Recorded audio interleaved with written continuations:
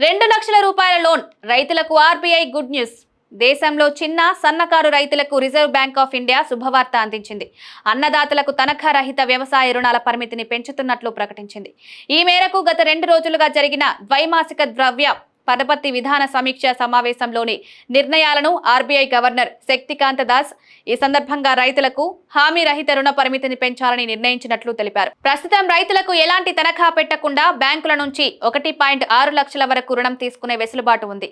దానిని తాజాగా 2 లక్షలకు పెంచుతున్నట్లు గవర్నర్ వెల్లడించారు. పట్ట పెట్టుబడి ఖర్చులు, ద్రవ్యోల్బణం పెరుగుదల, ఇతర అంశాలను పరిగణలోకి తీసుకుని రైతులకు ఇచ్చే తనఖా రహిత రుణ పరిధిని 2 లక్షలకు పెంచుతున్నట్లు గవర్నర్ శక్తికాంత దాస్ వెల్లడించారు.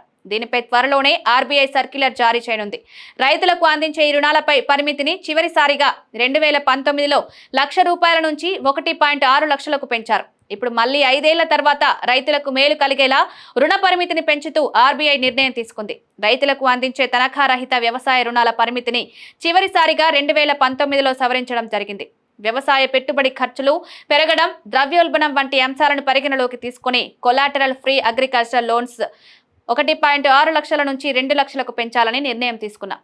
ఈ నిర్ణయం చిన్న సన్నకారు రైతులకు అవసరమైన పెట్టుబడిని అందించేందుకు ఉపయోగపడుతుందని పేర్కొన్నారు ఆర్బీఐ గవర్నర్ శక్తికాంత దాస్.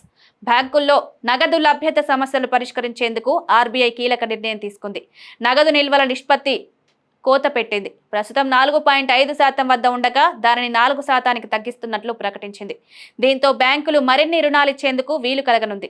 ఈ నిర్ణయంతో అదనంగా 1.16 లక్షల కోట్ల నిధులు బ్యాంకింగ్ వ్యవస్థలోకి వస్తాయని ఆర్బీఐ తెలిపింది. బ్యాంకులు సేకరించిన డిపాజిట్లలో కొంత మొత్తాన్ని ఆర్బీఐ వద్ద డిపాజిట్ చేయాల్సి ఉంటుంది. దీనినే సిఆర్ఆర్ అంటే ఈ రేటును తగ్గించడంతో బ్యాంకుల వద్ద ఎక్కువ మొత్తంలో నిధులు ఉండేందుకు అవకాశం ఏర్పడినట్లవుతుంది.